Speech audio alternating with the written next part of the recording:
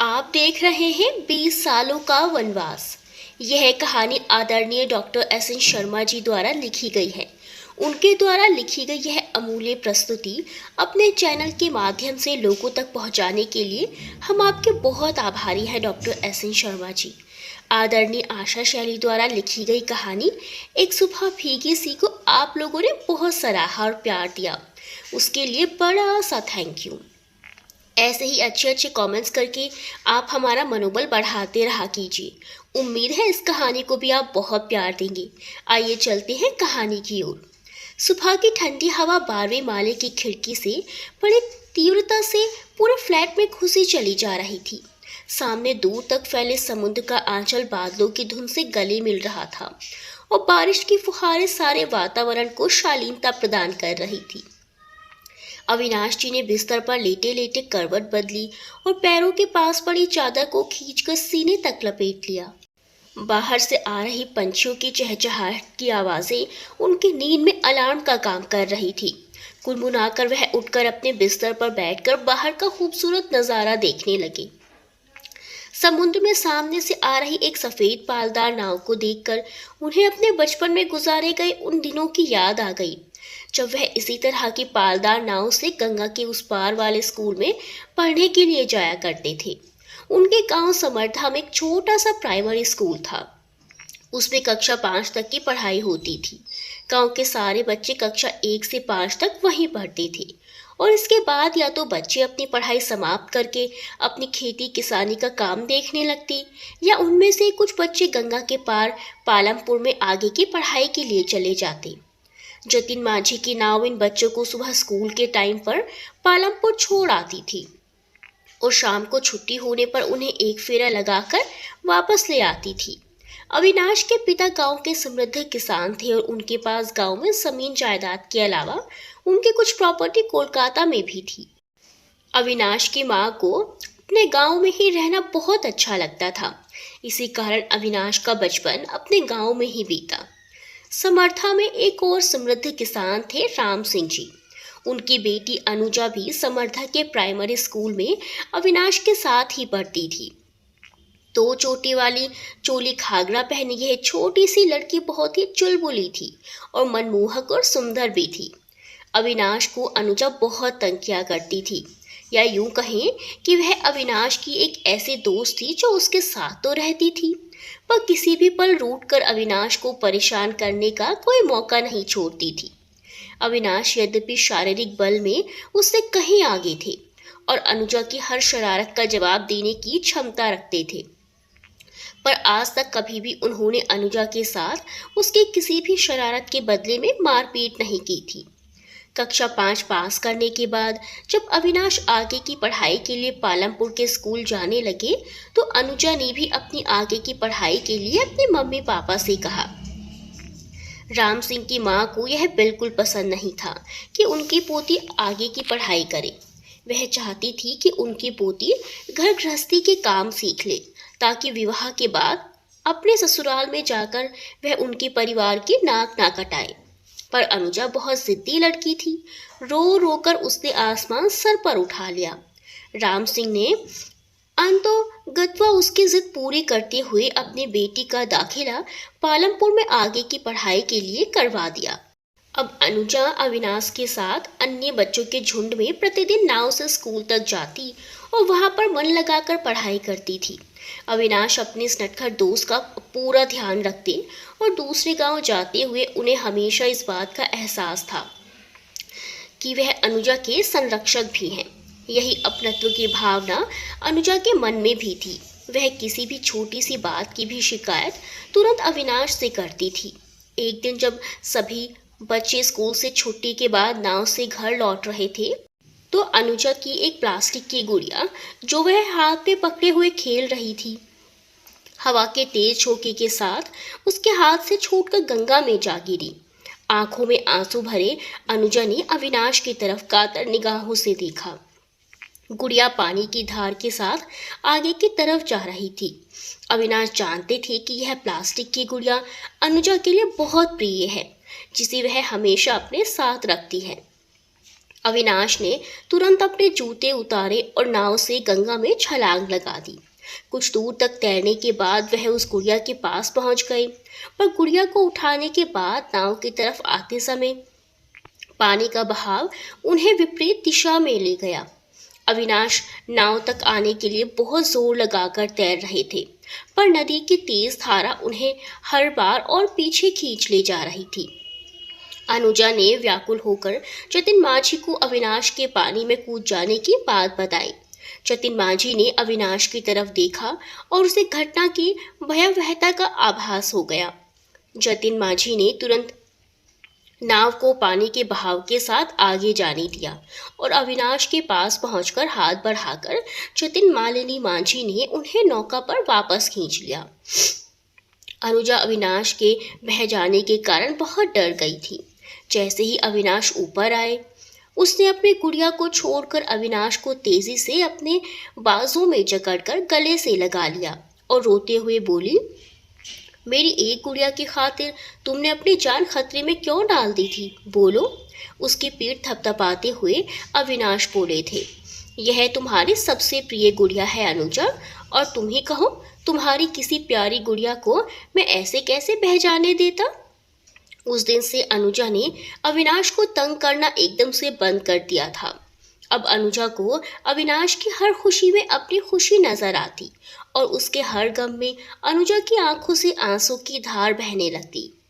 अनुजा अपने खाने में से हर अच्छी चीज अविनाश के लिए बचा कर रखती और अविनाश अपने खाने के डब्बे को खोलने का दायित्व अनुजा को ही देते। यदि किसी कारण अविनाश का होमवर्क ना हो पाता तो अनुजा उनके साथ बैठकर उसका पूरा होमवर्क करवा देती थी और कभी कभी तो खुद ही बैठकर उसका काम पूरा कर देती थी।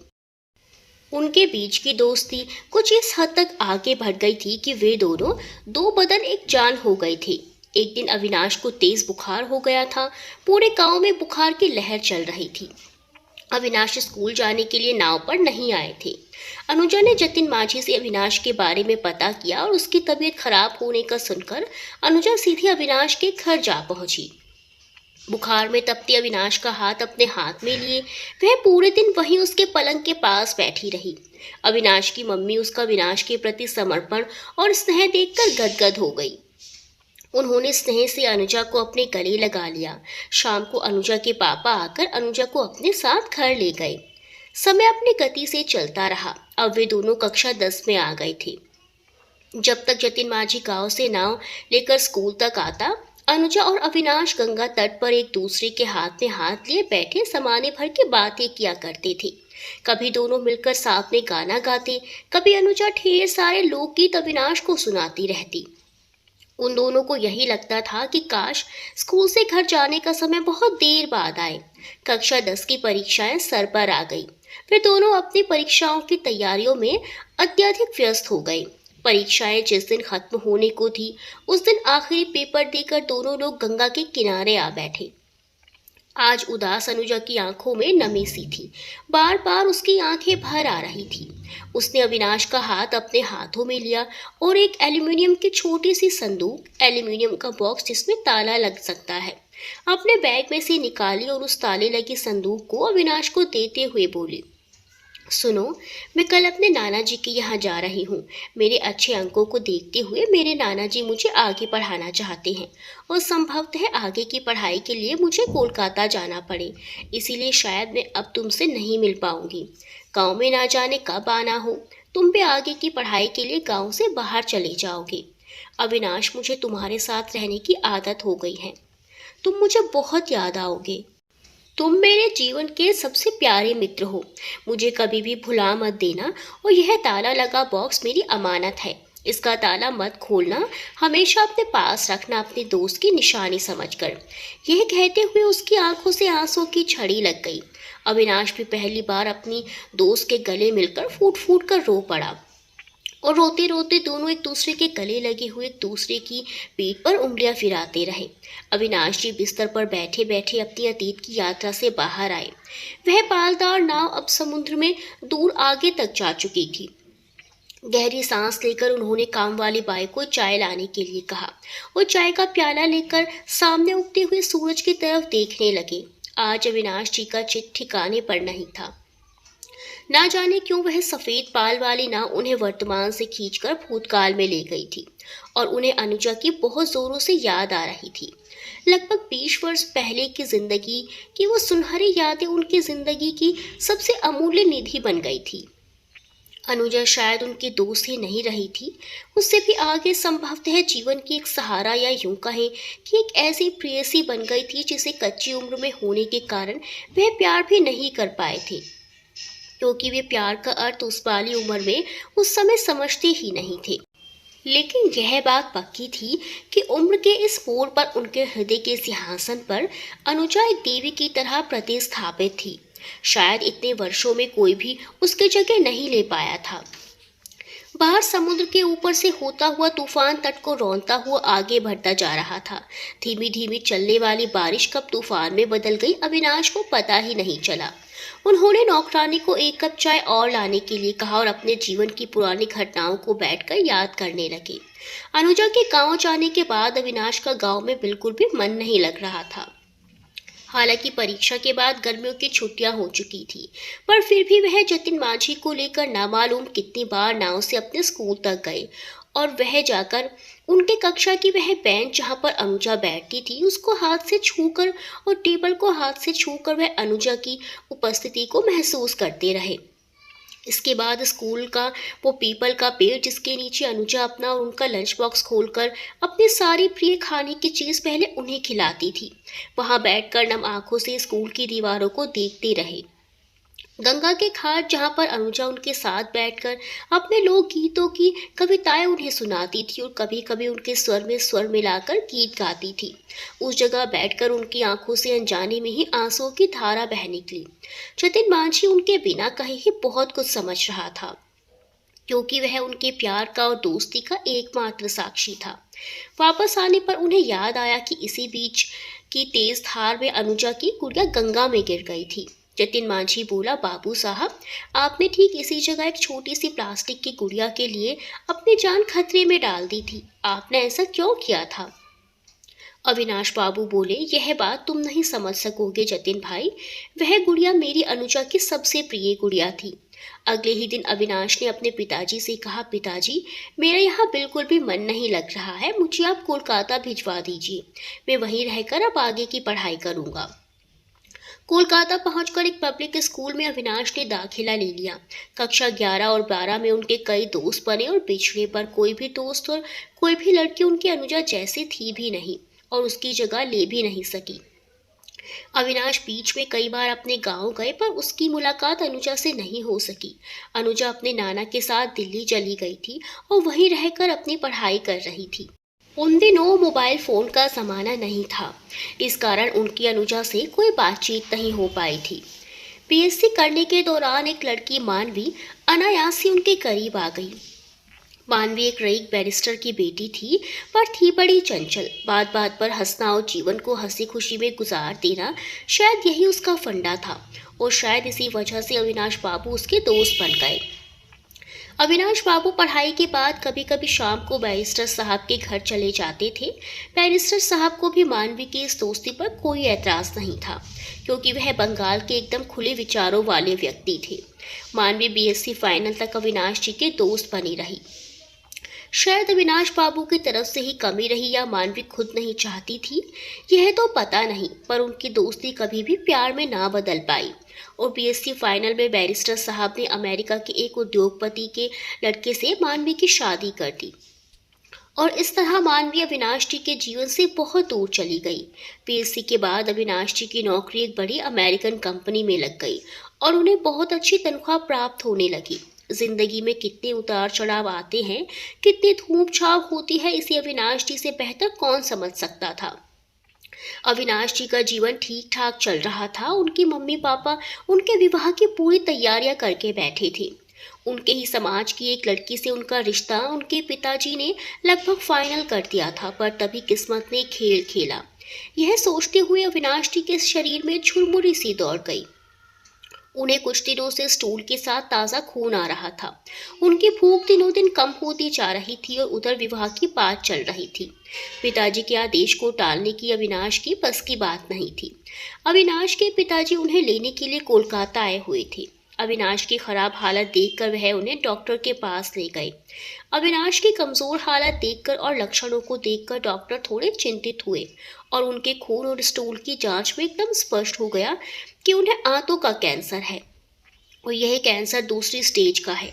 अविनाश जी के जिंदा बचने के चांसेस 50% थे। अविनाश जी ने हाथ जोड़कर अपने पिता को उनका विवाह करके किसी लड़की का जीवन बर्बाद करने से मना किया और उनके पिताजी ने कहा, ठीक है, जब तुम एकदम ठीक हो जाओगे तब तुम्हारा विवाह कर देंगे।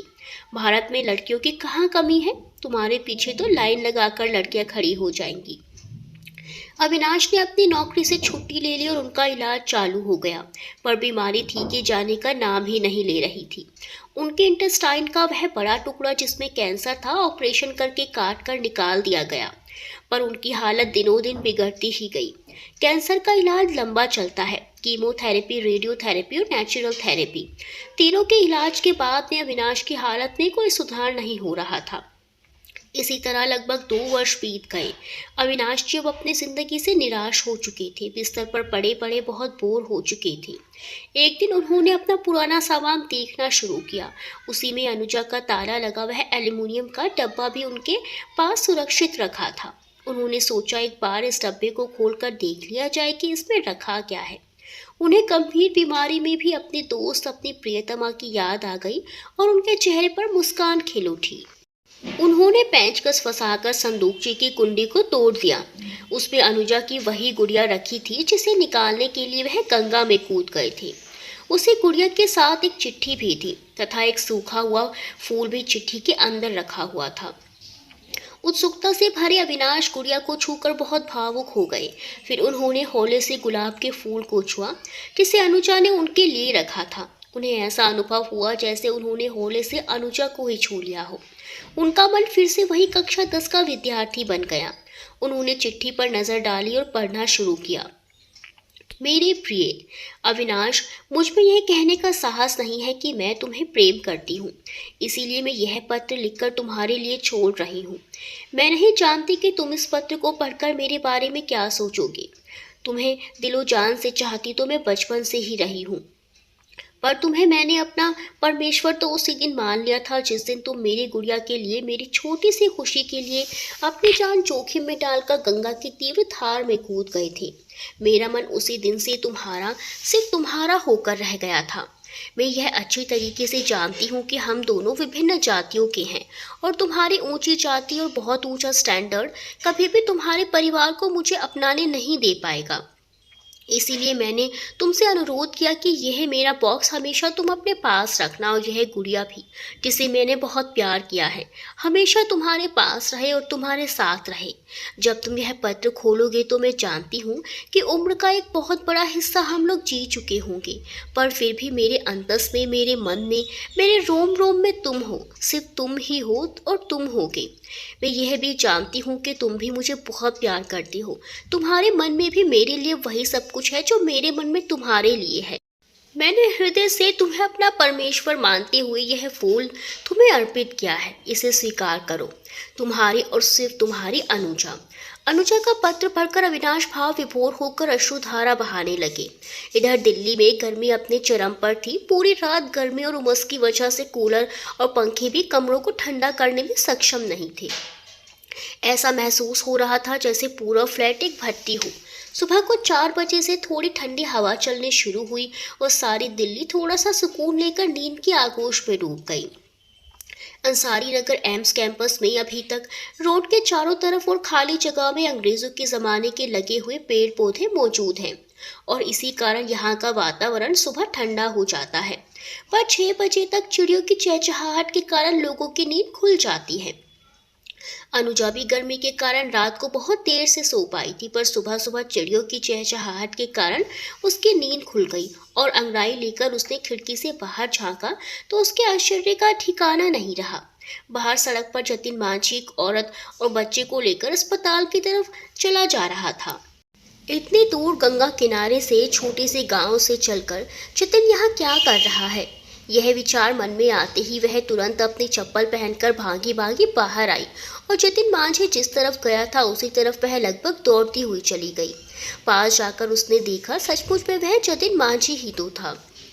जतिन दादा, तुम यहाँ कैसे? गांव से कब आए हो? कहते हुए अनुजा ने जतिन को अपने हाथों से कसकर पकड़ लिया। अनुजा अब कक्षा 10 की छात्रा नहीं रही थी। उसका शरीर उम्र के साथ काफी बदल गया था। फिर भी गौर से देखने के बाद जतिन ने अनुजा को पहचान लिया और बोले, तुम अनुजा ही हो ना? हाँ जतिन दादा, मैं तुम्हारी अनुजा ही हूँ। जतिन ने बताया कि 1 साल पहले वह गांव छोड़कर रोजगार की तलाश में दिल्ली आ गया था, पर अचानक ही उसके बच्चे की तबीयत खराब हो गई। इलाज के लिए वह एम्स चला आया और तभी आज आपसे मुलाकात हो गई। अनुजा ने निगाहें झुकाते हुए पूछा, जतिन दादा, अविनाश बाबू का कोई समाचार है क्या? अविनाश की बात निकलने पर जतिन मांझी की आंख से आंसू भर आए। जतिन बोले, दीदी, अनुराग बाबू तो अपने जिंदगी और मौत की लड़ाई लड़ रहे हैं। उन्हें कैंसर हो गया है। जब तुम कक्षा 10 की परीक्षा देकर अनायासी गांव से चली गई थी तो उसके बाद अविनाश बाबू पागलों की तरह मेरी नाव से मुझे लेकर स्कूल के हर उस कोने को छानते रहे थे जहां तुम बैठती थी। वह उस जगह को छूकर रोने लगते थे जहां तुम्हारी यादें बसी हुई थी। घाट की वह जगह जहां मैं नाव लगाता था और जहां आप उन्हें अपने गीत सुनाती रहती थी और उनसे ढेरों बातें करती थी, वहां बैठकर अविनाश बाबू की आंखों से अविरल अश्रुधारा बहती रहती थी। दीदी, मुझे यह कहने में जरा भी संकोच नहीं है कि अविनाश बाबू आपको बहुत प्यार करते थे। शायद छोटी उम्र थी, इस कारण वह अपने प्यार का इजहार आपसे नहीं कर पाए थे। मेरी बात का बुरा मत मानना, पर इसके बाद भी अविनाश बाबू कई बार कोलकाता से सिर्फ आपको खोजते हुए और आपका समाचार जानने के लिए गांव आते रहे। आप तो गांव से ऐसे गए कि उसके बाद आपके समाचार तक अविनाश बाबू को प्राप्त नहीं हो पाए। अनुजा अविनाश बाबू के समाचार जानकर बहुत व्याकुल हो गई और आंखों में आंसू भरे हुए उसने पूछा, आजकल कहाँ रह रहे हैं अविनाश बाबू? मैं एक बार उनसे जाकर मिलना चाहती हूँ।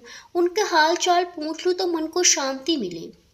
जतिन ने बताया कि अविनाश बाबू का घर तो कोलकाता ग्वालकोटी में राधा कृष्ण मंदिर के एकदम सामने है। वहां तक तो कोई भी आसानी से पहुंच सकता है। दीदी, आप समय निकालकर एक बार अविनाश बाबू से मिल जरूर लेना। जतिन से विदा लेकर अनुजा अपने फ्लैट में चली आई। घर आकर उसका भाव विभोर मन विचलित होकर अविनाश को याद करते हुए उसकी हालत पर आंसू बहाने लगा। अनुजा रोते रोते अभी तक के घटनाक्रम के बारे में सोचती रही और पुरानी यादों में खो गई। उसे याद आया कि जब वह कक्षा 10 की परीक्षाएं चल रही थी तभी उसके दोस्तों ने नमक मिर्च लगाकर उसके और अविनाश के संबंध में ना जाने क्या क्या बातें उनके मम्मी पापा को बता दी थी। क्योंकि अनुजा एक दिन स्कूल ना जाकर पूरे दिन बीमार अविनाश के पास ही बैठी रही थी। लोग ठीक ही कहते हैं कि इश्क और मुश्क छुपाए नहीं छुपते।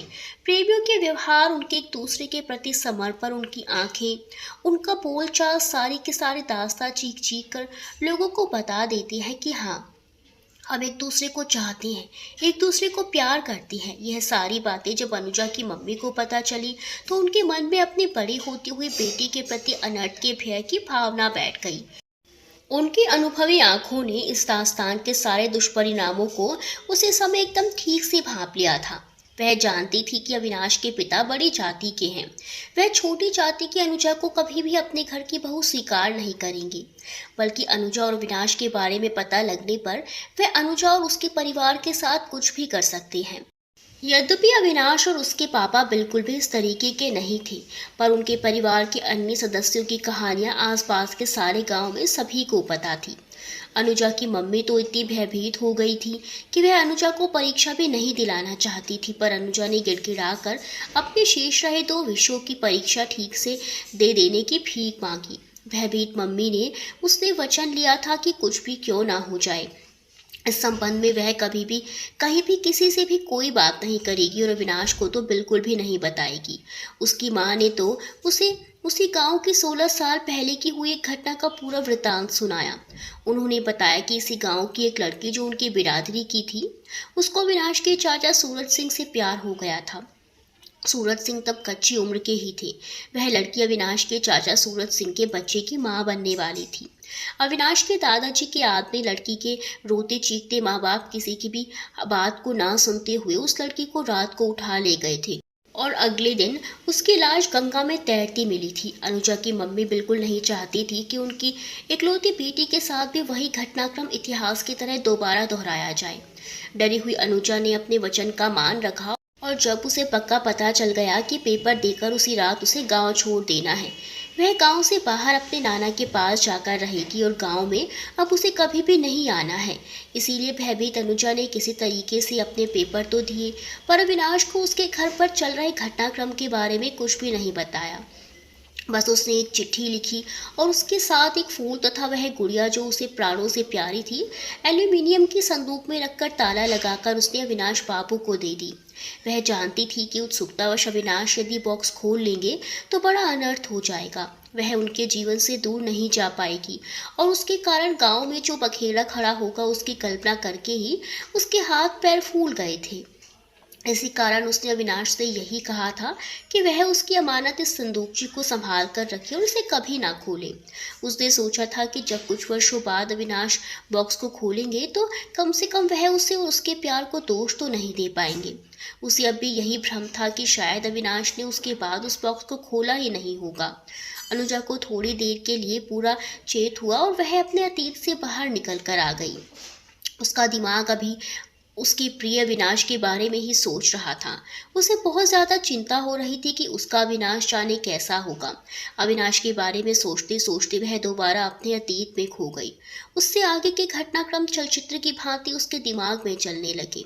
उसके नाना जी को मम्मी ने सारा घटनाक्रम ठीक से समझा दिया था, इसीलिए उसके नाना जी उसे लेकर आगरा चले गए, जहाँ पर उनकी एक पुरानी कोठी थी। नाना जी की आर्थिक स्थिति ठीक थी तो उन्होंने अनुजा को वहाँ के एक नामी स्कूल में डाल दिया। अनुजा यद्यपि पढ़ने में बहुत अच्छी थी पर उसे अंग्रेजी का ज्ञान कम था। पूरे एक बरस क्लास में जो भी इंग्लिश में पढ़ाया जाता था अनुजा को उसमें बहुत कम समझ आता, पर उसने धीरे धीरे मेहनत करके अंग्रेजी का काम चलाऊ ज्ञान प्राप्त कर लिया और जब कक्षा 12 में आई तो वह अन्य बच्चों के बराबर अंग्रेजी जानने लगी थी। और कक्षा 11 में जो उसके नंबरों में कमी आई थी, कक्षा 12 में वह अपने कक्षा के 10 के रिकॉर्ड से कहीं अच्छा करके बोर्ड परीक्षा में 85% अंक लेकर आई थी। कहते हैं ईश्वर जो करता है वह अच्छा ही करता है। क्योंकि उसकी अंग्रेजी कमज़ोर थी इस कारण क्लास का अंग्रेजी में पढ़ाया हुआ उसे ज़्यादा समझ नहीं आता था, इसीलिए वह बहुत ज़्यादा मेहनत करने में व्यस्त हो गई और उसे अपने गांव और अविनाश के बारे में सोचने का ज़्यादा समय ही नहीं मिला।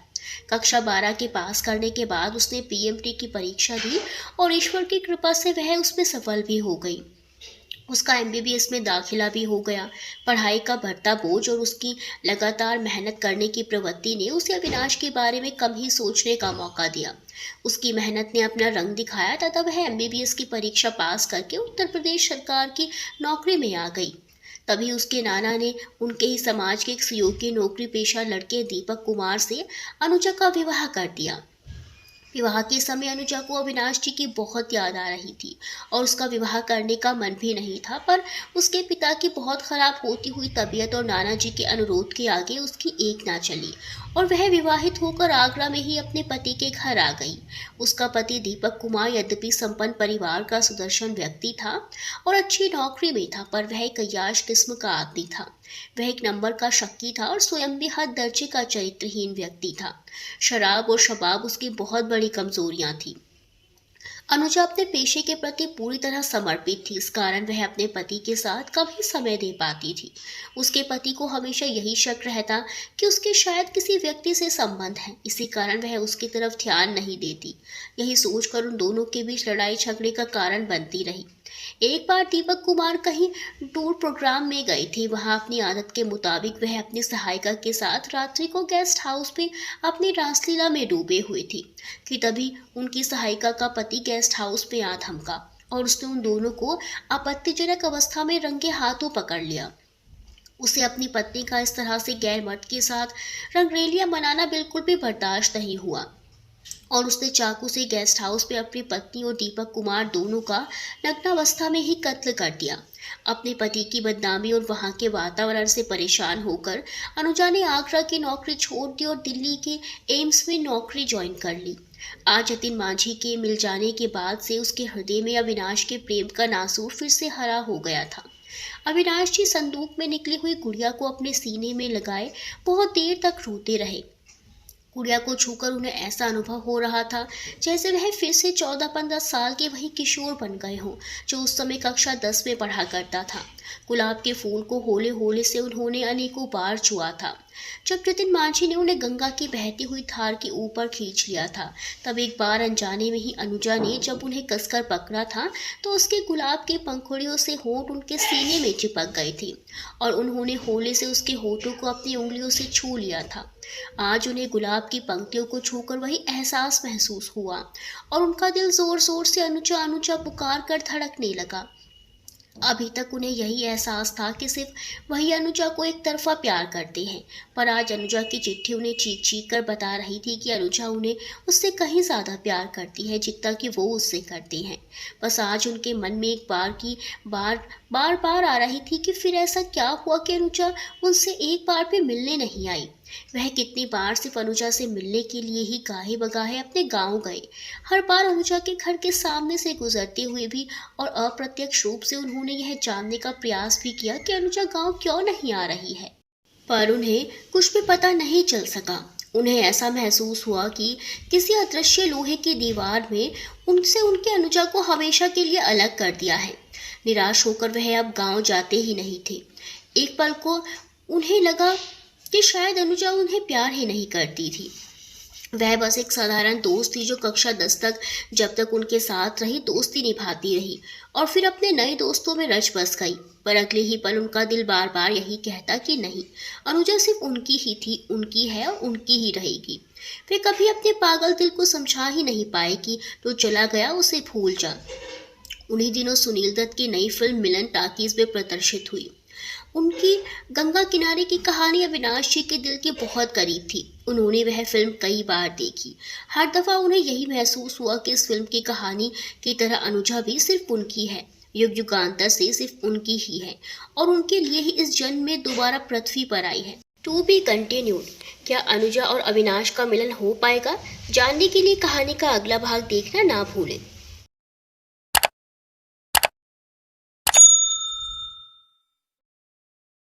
आप देख रहे हैं 20 सालों का वनवास भाग 2। उन्हीं दिनों सुनील दत्त की नई फिल्म मिलन टाकीज में प्रदर्शित हुई। उसके गंगा किनारे की कहानी अवनीश जी के दिल के बहुत करीब थी। उन्होंने वह फिल्म कई बार देखी। हर दफ़ा उन्हें यही महसूस हुआ कि इस फिल्म की कहानी की तरह अनुजा भी सिर्फ उनकी है, युग युगांतर से सिर्फ उनकी ही है और उनके लिए ही इस जन्म में दोबारा पृथ्वी पर आई है। जब भी रेडियो पर यह गाना आता था, वह सब कुछ छोड़कर इस गाने को ध्यान से सुनने लगते थे और उसके साथ गाने भी लगते थे। हम तुम युग युग से ये गीत मिलन के गाते रहे हैं, गाते रहेंगे।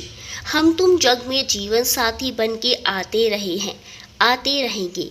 संयोग से आज भी अयानासी रेडियो पर यही गाना फिर से बज उठा और गुड़िया को हृदय से लगाए अविनाश एक बार फिर बुदबुदाने लगे, अनुजा तुम सिर्फ मेरी हो, सिर्फ मेरी। दर्द की एक तेज टीस उनकी आंतों में उठी और तभी नौकरानी उनकी दवा गोली लेकर आ गई।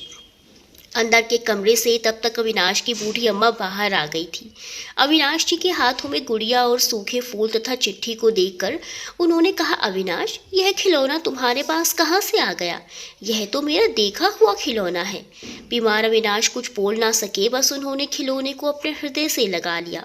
उनकी माँ की अनुभवी आंखों ने 20 साल पुरानी एक एक घटना को उसी वक्त पढ़ लिया जब उन्होंने संदूकची की तरफ देखा।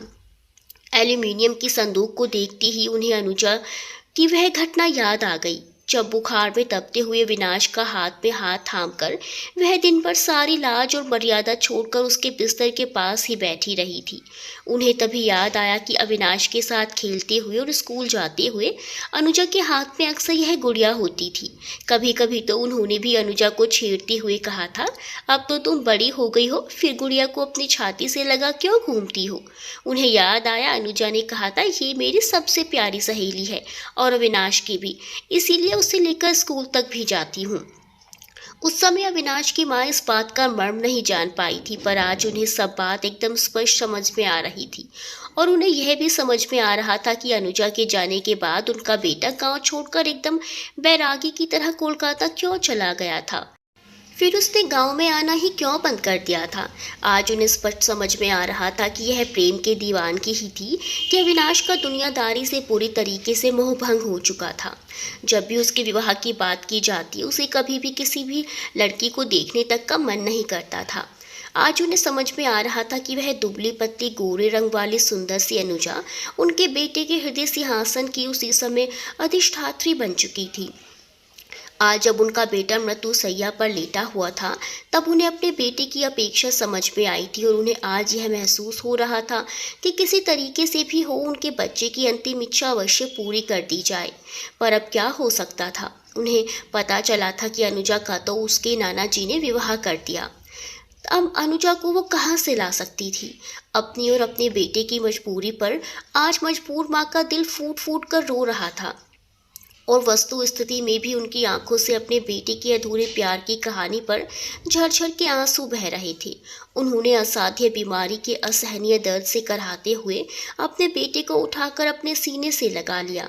उनकी स्थिति आज इस असहाय माँ की तरह हो रही थी जिसका बेटा किसी महंगे खिलौने की चाह रखकर रो रहा हो और मजबूर माँ उसके लिए वह खिलौना भी लाकर ना दे सके।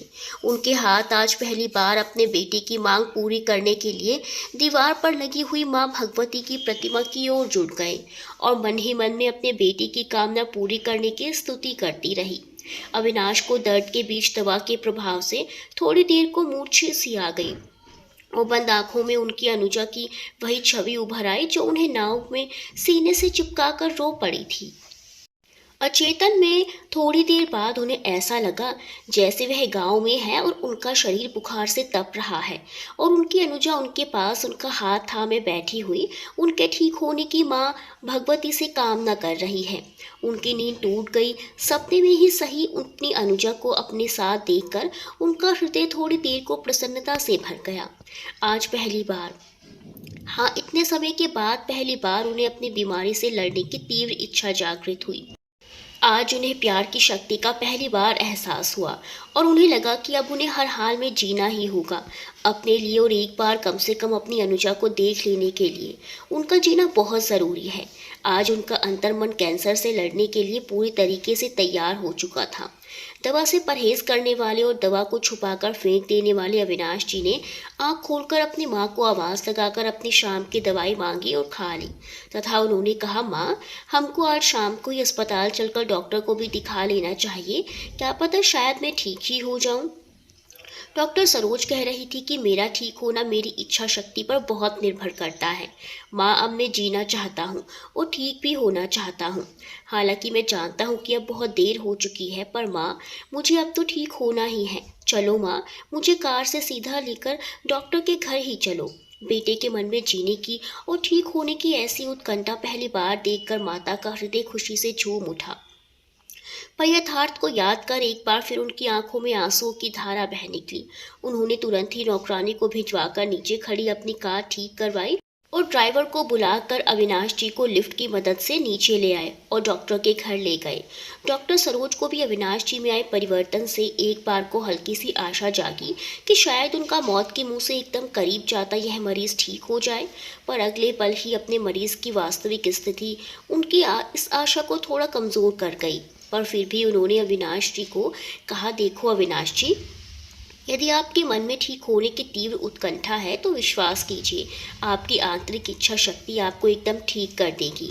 आपका कैंसर लेवल 2nd स्टेज का कैंसर है, उसे ऑपरेशन करके निकाल भी दिया गया है।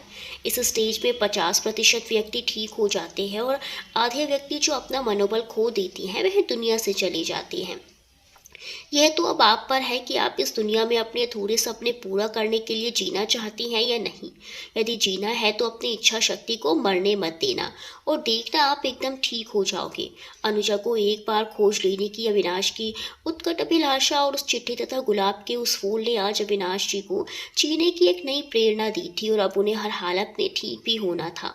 डॉक्टर के यहाँ से लौटकर आने के बाद अब वह समय से मांग कर माँ से उनके हाथ से खाना भी खा लेते थे और जूस वगैरह भी अपने आप मांग कर ही पी लेते थे तथा अपने फ्लैट में ही बिस्तर से उठकर यहाँ से वहां तक अपनी माँ का हाथ थामे हुए घूमते रहते थे। 7 दिन बाद जब वह दोबारा डॉक्टर के पास गए तो डॉक्टर उनमें हो रहे परिवर्तनों को लेकर काफी संतुष्ट थी और वह जानती थी कि 7 दिन या 1-2 महीने में कैंसर से पूरी तरह रिकवरी लगभग असंभव ही है।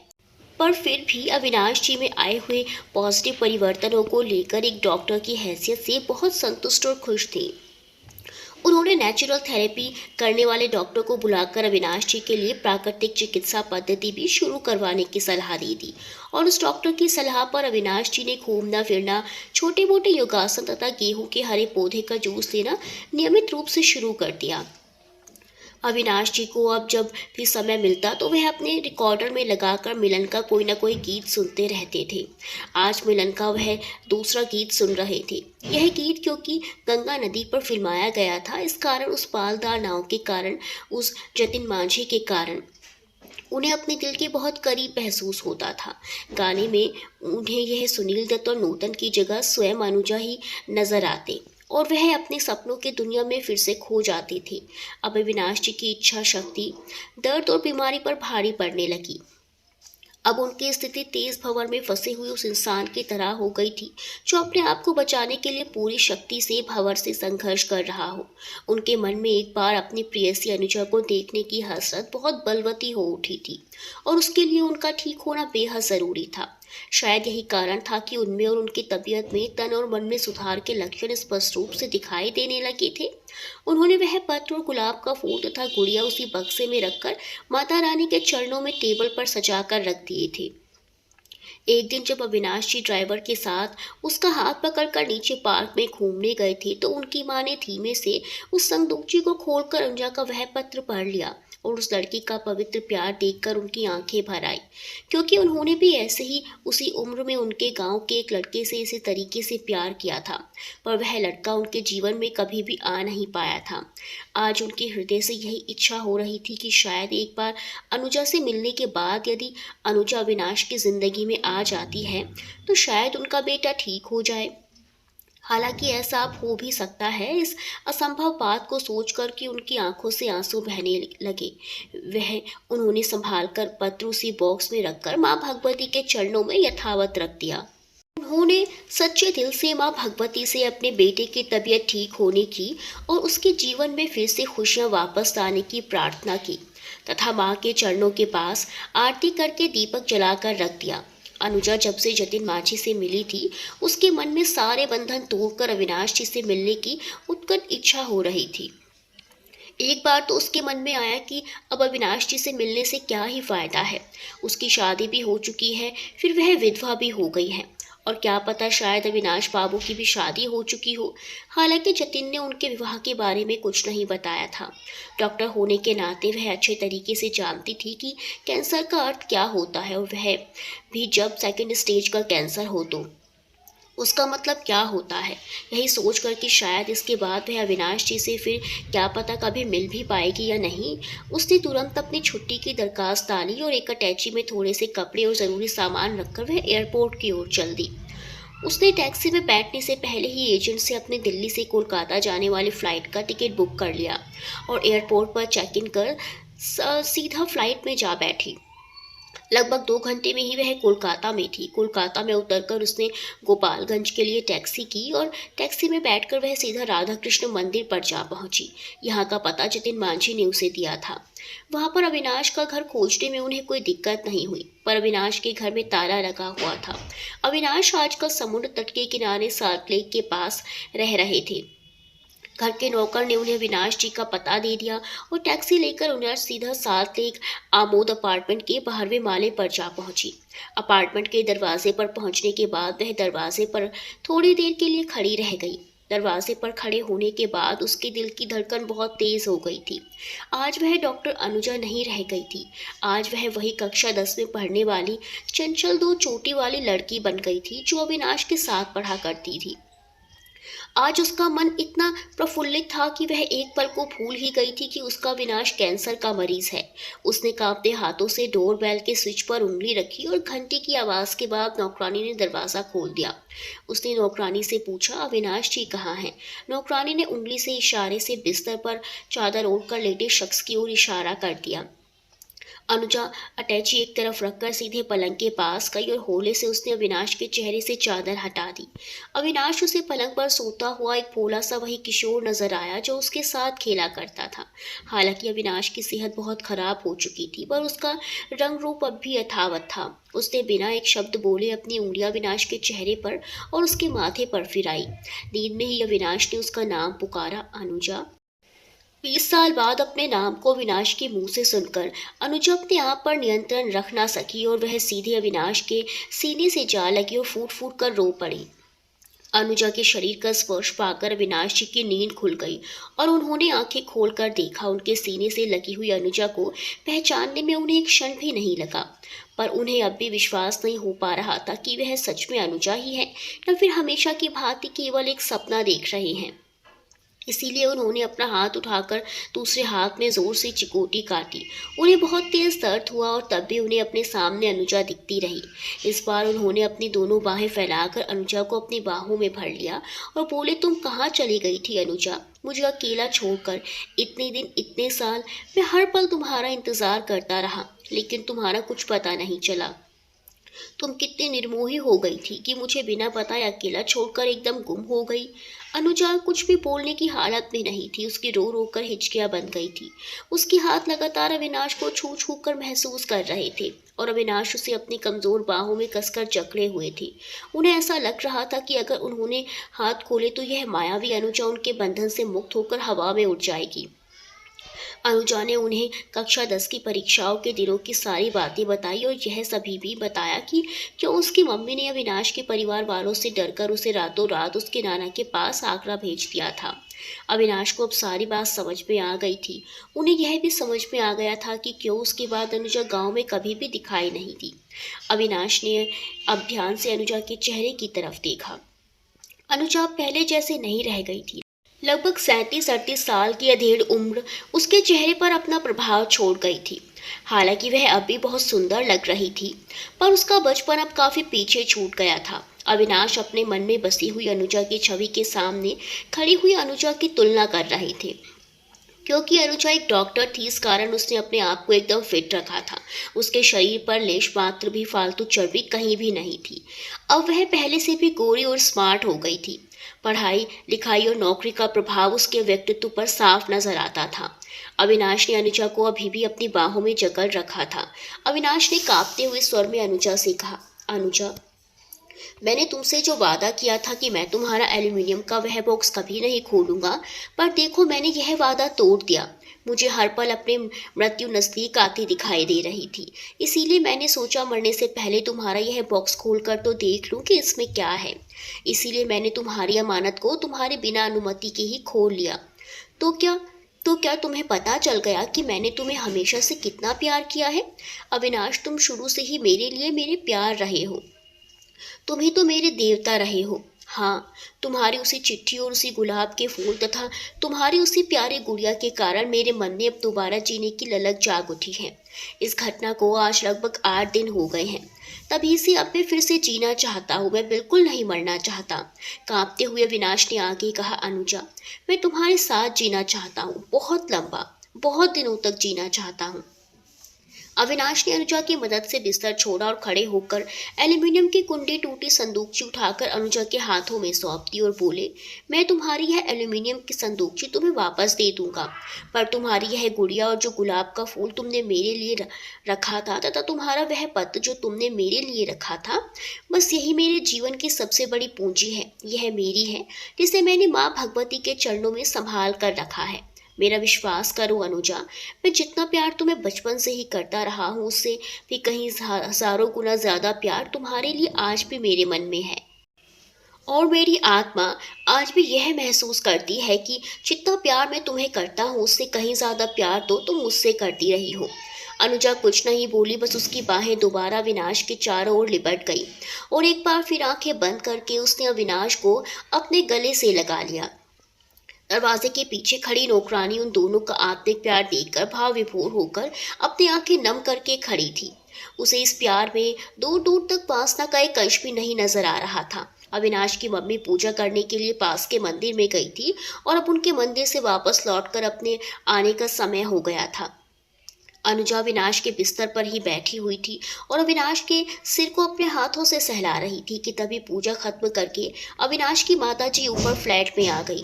उन्हें एक अजनबी महिला को अविनाश के पास बैठे देखकर पहले थोड़ा अचरज हुआ, पर जब गौर से उन्होंने देखा कि उन्हें कोई संदेह नहीं रहा कि यह अनुजा ही है। वह पूजा की थाली लेकर प्रसाद लेकर अविनाश के पास गई। उन्होंने अविनाश और अनुजा को प्रसाद दिया। अनुजा ने माँ के पैर छुए। खुश रहो बेटी, आजकल क्या कर रही हो और यहाँ कैसे? तुम तो 10वीं के बाद गांव से गई तो ऐसी गई कि तुम्हारा पता ही नहीं चला। कहते हुए उन्होंने अनुजा को गले से लगा लिया। अनुजा ने उन्हें सिर्फ इतना ही बताया कि 10वीं पास करने के बाद वह नाना जी के साथ आगरा चली गई थी और वहीं पर उसने डॉक्टरी की पढ़ाई की और अब एम्स में नौकरी कर रही है। पर वह एकाएक हमेशा के लिए गाँव से क्यों चली गई थी, यह कारण उसने मम्मी को नहीं बताया। और बेटी, सुना था तुम्हारा विवाह हो गया है? माँ ने पूछा। हाँ माँ, मेरा विवाह भी हो गया था और मेरे पति एक दुर्घटना में मारे भी गए। कहते हुए अनुजा की सोनी सी आंखों में आंसू भर आए। अविनाश की मम्मी, क्योंकि अनुजा की कक्षा 10 में उसकी अपने बेटे को लिखी हुई वह चिट्ठी पढ़ चुकी थी जिसमें अनुजा ने अविनाश के प्रति अपने असीम प्रेम का वर्णन लिखा था, इसीलिए उन्हें अनुजा के विधवा हो जाने से कुछ दुख हुआ, पर एक संतोष का भी अनुभव हुआ कि यदि आवश्यक होगा तो शायद अविनाश अनुजा से विवाह कर ले। यही सोचकर उनके मन में एक अंतर्द्वंद शुरू हो गया। उन्हें एक खानदानी बहू लाने का बहुत अरमान था और कहाँ यह विजातीय विधवा जो उनके बेटे के लिए बहुत ज़्यादा प्यारी थी, उसका जीवन में आना उन्हें समझ में ही नहीं आ रहा था कि अनुजा के आने पर वह खुश हो या दुखी। अनुजा का साथ उनके बेटे के लिए जीवनदायी था, पर अविनाश के पापा इस बात को शायद कभी स्वीकार नहीं करते। यही अंतर्द्वंद उनके हृदय बहरे जा रहा था। अविनाश की माँ ने अपने दिल की बात सुनते हुए कि उनके बेटे के लिए अनुजा ही सर्वश्रेष्ठ रहेगी, उसके सर पर हाथ फेरते हुए उसे सांत्वना दी। अनुजा ने मम्मी से अविनाश के इलाज के सारे पेपर्स मांगे और उन्हें ध्यान से देखा। अविनाश के कैंसर की केस हिस्ट्री देखकर उसने मम्मी से कहा, मम्मी, यदि आप उचित समझें तो मेरी यही राय है कि हमें तुरंत ही अविनाश को लेकर एम्स हॉस्पिटल में दिखाना चाहिए। एम्स में क्योंकि मैं काम भी करती हूँ, इसी कारण मेरे डॉक्टरों से अच्छे परिचय हैं। अविनाश का वहाँ पर पूरा इलाज हो सकता है तथा वह कैंसर मुक्त भी हो सकते हैं। अविनाश की मम्मी ने कहा, इच्छा तो मेरी भी यही है, पर मैं एक बार अविनाश के बाबूजी से पूछ लेती हूँ। अविनाश के बाबूजी से मम्मी जी ने फ़ोन पर बात कर ली। अविनाश के बाबूजी ने अपने बेटे के हित में सहर्ष एम्स दिल्ली में इलाज की स्वीकृति दे दी। कोलकाता में अनुजा ने सबसे पहले उस हॉस्पिटल में जहां अविनाश का इलाज चल रहा था जाकर डॉक्टर से अविनाश के केस के बारे में पूरी जानकारी ले ली और कुछ और रिपोर्ट भी जो हॉस्पिटल में ही थी उन्हें भी उसने ले लिया। सारे सामान के साथ अनुजा और अविनाश वापस घर आ गए। सभी आवश्यक सामान अपने साथ लेकर अनुजा अविनाश और उनकी मम्मी को लेकर फ्लाइट से दिल्ली वापस आ गई। अगले दिन सुबह अनुजा अविनाश और उनकी मम्मी को लेकर एम्स हॉस्पिटल के कैंसर विभाग में पहुंची। उसने डॉक्टर को सारे कागजात और सारी रिपोर्ट दिखाई। डॉक्टर ने बताया कि इनका कैंसर वाले आंत का हिस्सा तो ऑपरेशन में निकाल कर बाहर कर दिया गया है, पर शायद यह हिम्मत हार चुके हैं, इसी कारण इन पर इलाज का असर नहीं हो रहा है। अभी इनकी दवाई बदल देते हैं और इनको प्रतिदिन घूमने जाना चाहिए, ठीक से खाना खाना चाहिए और किसी चीज़ की चिंता नहीं करनी चाहिए। यदि यह समय से सोएंगे और जागेंगे तथा दवाइयाँ नियमित लेते रहेंगे तो निश्चित तौर पर इनकी रिकवरी के पूरे चांस हैं। अविनाश ने कहा, डॉक्टर, पहले मेरी जीने की इच्छा नहीं थी, पर अब मैं जीना चाहता हूँ, बहुत जीना चाहता हूँ। बस आप मेरा इलाज कीजिए और बाकी मुझसे जो भी बन सकेगा मैं अवश्य करूँगा। अनुजा डॉक्टर की बात सुनकर बहुत खुश हुई। हालांकि वह खुद भी डॉक्टर थी, पर फिर भी अविनाश जैसा मरीज जो उसका सब कुछ था, उसके इलाज की बारी आने पर वह बहुत अधिक अधीर हो गई थी। अब अविनाश का इलाज एम्स में ही शुरू हो गया। अविनाश अब नियमित तौर पर दवाएं खाते हैं, फलों का रस पीते और सबसे ज्यादा बड़ी बात उन्हें अनुजा की देखरेख में रहने को मिल रहा है, जो उसे कठिन अनुशासन में रखकर डॉक्टर द्वारा बताई गई सारी प्रक्रियाओं का पालन कर रही है। अविनाश की हालत में जितना सुधार इलाज और दवाइयों से आ रहा था, उससे कहीं गुना ज्यादा अनुजा की उपस्थिति से, उसके स्नेह से और उसके प्यार से आ रहा था। अनुजा की उपस्थिति मात्र ने उसने स्नेह भरे स्पर्श और उसकी बातों ने अविनाश के मन को एक नई ऊर्जा से भर दिया था। अविनाश की हालत में दिनों दिन सुधार आता जा रहा था। अविनाश की माँ यह बहुत अच्छे तरीके से जानती थी कि उनके बेटे के प्राणों को वापस लाने में प्रत्यक्ष और परोक्ष रूप से अनुजा का ही हाथ है। अनुजा अविनाश की सेवा में बिल्कुल वैसे ही लग गई थी जैसे वह अविनाश की कोई अपनी बहन या पत्नी हो। दिनों दिन अविनाश की हालत में सुधार आता जा रहा था। तभी अविनाश का एक और रूटीन टेस्ट हुआ और उस टेस्ट की रिपोर्ट में यह स्पष्ट हुआ कि अविनाश का कैंसर अब आमाशय में होना शुरू हो रहा है। अनुजा जानती थी कि यदि कैंसर एक बार दोबारा शरीर में आ जाए तो फिर मरीज के बचने के चांसेस बहुत कम हो जाते हैं। अनुजा ने एम्स के डॉक्टर, जो कि अविनाश का कैंसर का इलाज कर रहे थे, से कहकर अविनाश को अमेरिका के कैंसर स्पेशलिस्ट डॉक्टर के पास ले जाने के लिए बात कर ली। अनुजा ने अपने पास जो भी पैसा था बैंक से सारा पैसा निकाल लिया, पर वह पैसा इतना नहीं था जिससे अमेरिका जैसी जगह में अविनाश का कैंसर का इलाज करवाया जा सके। उसने अविनाश की मम्मी से कहा, मम्मी, अविनाश को अभी तुरंत ही अमेरिका इलाज के लिए ले जाना पड़ेगा। अविनाश की बीमारी अब दोबारा से उसके शरीर में फैलने लगी है। इसका एक स्पेशल इलाज अमेरिका के एक बड़े अस्पताल में संभव है। मेरे पास जो भी पैसा था वह मैंने एक एक पाई निकाल लिया है और तब भी और पैसा लगेगा। आप पापा जी से कहकर पैसे का इंतज़ाम करवा दो तो मैं अविनाश को लेकर 1-2 दिन में ही अमेरिका निकल जाऊं। अनुजा ने अविनाश की मम्मी को बताया, वहाँ खर्च बहुत है, इसीलिए मेरी प्रार्थना है कि आप यहीं रुकें। मैं अविनाश का इलाज पूरा करवा कर वापस आपको यहीं मिलूंगी। अविनाश की तबीयत दोबारा खराब हो गई है। यह सुनकर अम्मा जी बहुत घबरा गई। उन्होंने अविनाश के पापा को फ़ोन करके अपने घर में जो भी पैसा था उसे बैंक में ट्रांसफ़र करवा लिया।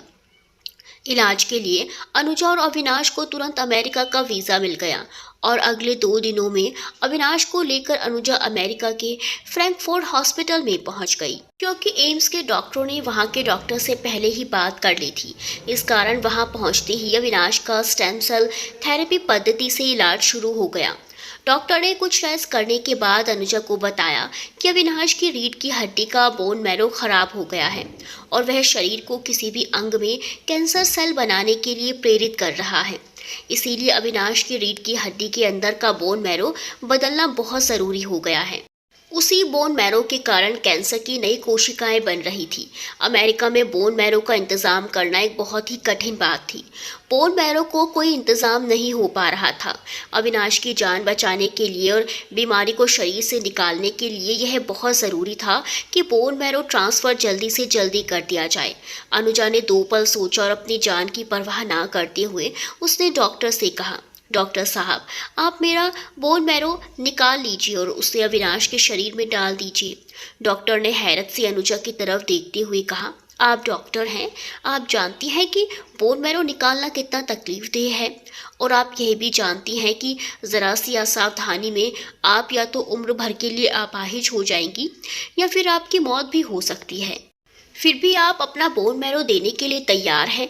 अनुजा की आंखों में आंसू थे। उसने कहा, हाँ, मैं सब जानती हूँ डॉक्टर, पर मेरे लिए मेरी जान से भी अधिक अविनाश की रिकवरी है। यदि अविनाश मेरी जान की कीमत पर भी निरोग हो सकते हैं तो मुझे कोई ऑब्जेक्शन नहीं है।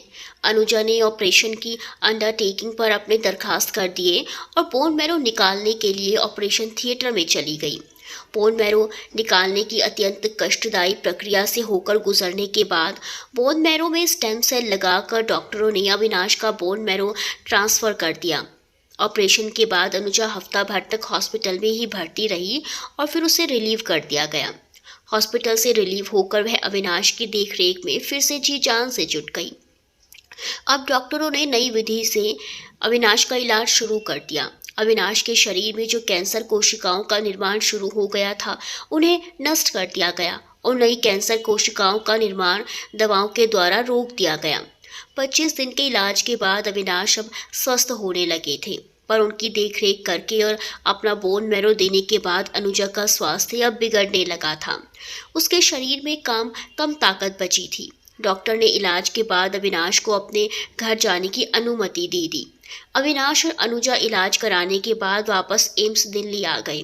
फ्लाइट में ही अनुजा की स्थिति खराब हो रही थी, पर वह अविनाश की जिम्मेदारी के कारण किसी तरीके से अपने ऊपर नियंत्रण करके अपनी सीट पर ही बैठी थी। एम्स आते ही उसकी तबीयत ज़्यादा खराब हो गई और उसे अस्पताल में भर्ती कर लिया गया। अनुजा को स्वस्थ होने में लगभग 7 दिन और लग गए। 8वें दिन जब अनुजा का स्वास्थ्य थोड़ा ठीक हुआ तो डॉक्टर ने उसे घर जाने की इजाज़त दे दी। 7 दिनों में अविनाश और उसकी मां ने लगातार अनुजा की देखरेख की और अविनाश की मां अनुजा के स्वास्थ्य लाभ के लिए प्रतिदिन मंदिर में ईश्वर से प्रार्थना करती रही। अविनाश अब अपनी बीमारी के बारे में भूल गए थे और उनके सामने उनकी खातिर बीमार पड़ी हुई अनुजा की देखरेख में ही उनका कर्तव्य बन गया। बीमार पड़ी अनुजा अविनाश की आंखों में अपने लिए चिंता देखकर अपने सारे दुख भूल जाती थी। उसे बीमारी से ज़्यादा इस बात का नाज था कि उसका अविनाश उसके खातिर दीवानों की तरह उसके ही आसपास लगातार बना हुआ था। अविनाश अब एकदम ठीक हो चुके थे, सिर्फ थोड़ी कमजोरी थी जो 2-3 महीनों में बिल्कुल ठीक हो जानी थी। अनुजा भी अब स्वस्थ हो गई थी। अविनाश का मन लगातार अनुजा के साथ रहने को ही करता था। अविनाश की मां यही चाहती थी, पर अनुजा का विधवा होना उन्हें अपने बेटे के लिए विवाह के मार्ग में एक बहुत बड़ी बाधा लगता था। उनके मन में यही दुविधा थी कि अविनाश के पापा इस संबंध को किसी भी स्थिति में पसंद नहीं करेंगे, और दूसरी चिंता होना यह थी कि अनुजा क्योंकि अब विधवा है, वह अविनाश के साथ विवाह करना भी चाहेगी या नहीं। अविनाश अनुजा से अलग होने के विचार मात्र से ही कांप जाते थे, पर उनके निर्बल मन ने उन्हें अपने दिल की बात जुबां पर लाने की इसीलिए अनुमति नहीं दी थी कि अनुजा का पहले ही कहीं और विवाह हो चुका था और विधवा होने के बाद सामाजिक कारणों से शायद वह उनके साथ पत्नी बनकर रहना पसंद ना करें। वह सब बातें अपनी जुबान पर लाकर अनुजा को लज्जित नहीं करना चाहते थे। अनुजा भी विधवा हो जाने के बाद भी अविनाश के लिए अपने प्राण उत्सर्ग तक करने के लिए तत्पर थी, पर उसके मन में यह संकोच था कि एक विधवा से अविनाश और उसकी मां किसी भी तरीके से शायद विवाह की बात स्वीकार ना करें। इसी युवापो में वह कभी भी अपने दिल की बात अविनाश से नहीं कह पाई थी, क्योंकि अविनाश अब ठीक हो चुके थे। इससे अधिक अब दिल्ली रुकने का कोई अर्थ नहीं था। इसीलिए अविनाश की मम्मी ने अनुजा से अविनाश को घर ले जाने के लिए इजाज़त मांगी।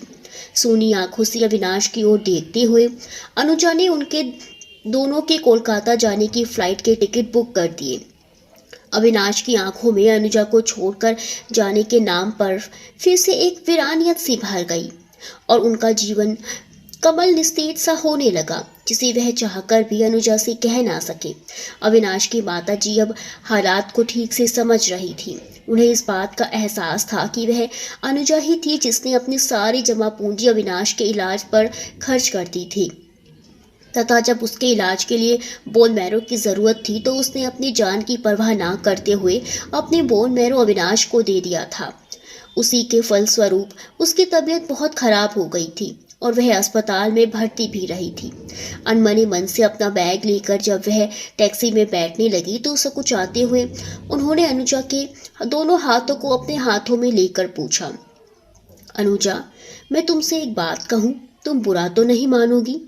अविनाश को यह जो नया जीवन मिला है वह तुम्हारे ही कारण है। इसके शरीर में भी तुम्हारा ही बोन मैरो दौड़ रहा है। क्या तुम मेरे बेटे से विवाह करोगी? जिस चीज़ को सुनने के लिए अनुजा इतने बरसों से बेकरार थी, ईश्वर ने आज उसे अचानक ही मेहरबान होकर उसकी गोद में डाल दिया था।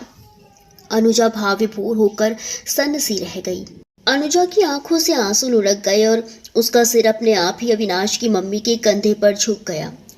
हर्षातिरेक में अविनाश की मम्मी ने प्यार से कसकर अनुजा को अपने सीने से लगा लिया और उसके माथे पर चुंबन अंकित करते हुए कहा, बहुत बहुत धन्यवाद अनुजा, वह हर चीज़ के लिए जो तुमने मेरे बेटी के लिए शुरू से अब तक की है।